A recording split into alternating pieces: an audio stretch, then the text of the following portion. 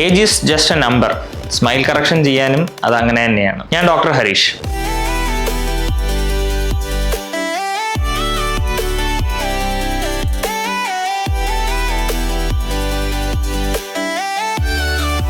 ഈ ചെറിയ പ്രായത്തിൽ പല കാരണങ്ങൾ കൊണ്ടും പലർക്കും ഈ സ്മൈൽ കറക്റ്റ് ചെയ്യാനോ കമ്പിയിടാനോ സ്മൈൽ മേക്ക് ഓവർ ചെയ്യാനൊന്നും പറ്റാണ്ട് വരാറുണ്ട്. ചിലപ്പോൾ അവരുടെ പാരൻസ് സമ്മതിക്കാണ്ടാവാം ചെറിയ പ്രായത്തിൽ, അല്ലെങ്കിൽ ചില സാമ്പത്തിക പ്രശ്നമാവാം.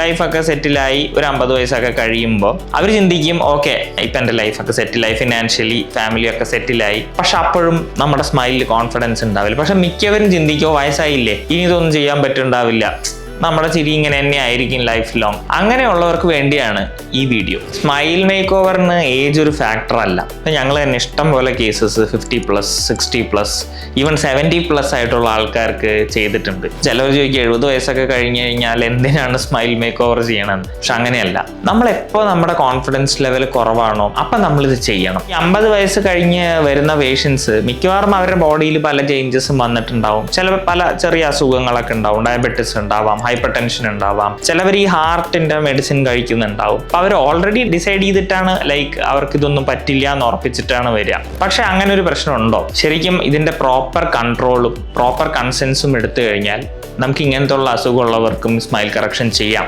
ഓൺലി തിങ് ഈസ് ദാറ്റ് നമുക്ക് ഇവരുടെ പല്ലുകളുടെ സ്ട്രെങ്ത് ഇവാലുവേറ്റ് ചെയ്യണം. നമുക്ക് എക്സ്റേസ് വെച്ചിട്ട് ഇവർക്ക് ഓക്കെ പല്ലുകൾക്ക് സ്ട്രെങ്ത് ഉണ്ട്, കുഴപ്പമൊന്നുമില്ല എന്ന് വെച്ചാൽ നമുക്ക് ധൈര്യമായിട്ട് സ്മൈൽ കറക്ഷൻ പ്രൊസീഡ് ചെയ്യാൻ പറ്റും. ചില ആൾക്കാർക്ക് തീരെ സ്ട്രെങ്ത് ഉണ്ടാവില്ല പല്ലുകൾ ഇളകിയൊക്കെ ആയിരിക്കും വരുന്നുണ്ടാവുക. അപ്പൊ പല്ല് എടുക്കേണ്ട ഒരു അവസ്ഥയിലേക്ക് എത്തുന്ന ആൾക്കാരും ഉണ്ട്. പക്ഷെ അങ്ങനെയുള്ളവർക്ക് നമുക്ക് ആ പല്ലുകൾ മാറ്റി നമുക്ക് പിന്നീട് ചെറിയ ഇംപ്ലാന്റ്സ് ഒക്കെ കൊടുത്തിട്ട് നമുക്ക് സ്മൈൽ ഡിസൈൻ ചെയ്ത് സ്മൈൽ മാറ്റാൻ തീർച്ചയായിട്ടും സാധിക്കും. പിന്നെ പ്രധാനപ്പെട്ട ഒരു കൺസേൺ വരുന്നത് എന്താണെന്ന് വെച്ച് കഴിഞ്ഞാൽ ഇതിന്റെ കോസ്റ്റ് ആണ്. പ്രധാനമായിട്ടും എനിക്ക് പറയാനുള്ളത്, നമുക്ക് പലതരത്തിൽ ട്രീറ്റ്മെന്റ്സ് ചെയ്യാം. ഒരു എൻഡ് റിസൾട്ട് ഏറ്റവും നന്നാവണം എന്നുണ്ടെങ്കിൽ നമുക്ക് ഏറ്റവും നല്ല മെറ്റീരിയൽസ് തന്നെ യൂസ് ചെയ്യണം. ഒരു നാച്ചുറൽ ഫീലിംഗ് കിട്ടുന്ന ഡെന്റൽ മെറ്റീരിയൽസ് യൂസ് ചെയ്യണം. അങ്ങനത്തെ മെറ്റീരിയൽസ് യൂസ് ചെയ്യുമ്പോൾ നോർമലായിട്ട് ചെയ്യുന്നതിനേക്കാളും ഇത്തിരി എക്സ്പെൻസീവ് ആണ്. പക്ഷെ എങ്കിൽ പോലും ഇത് നമുക്ക് ഒട്ടും ചെയ്യാൻ പറ്റാത്ത ലെവലിലോ, അല്ലെങ്കിൽ നേരത്തെ മുമ്പുള്ള വീഡിയോസിലൊക്കെ ഞാൻ തന്നെ പറയാറുണ്ട്, സെലിബ്രിറ്റീസിന് മാത്രമേ ഇത് പറ്റുള്ളൂ, അങ്ങനത്തെ ഒരു തരത്തിലുള്ള വിചാരങ്ങളും വേണ്ട.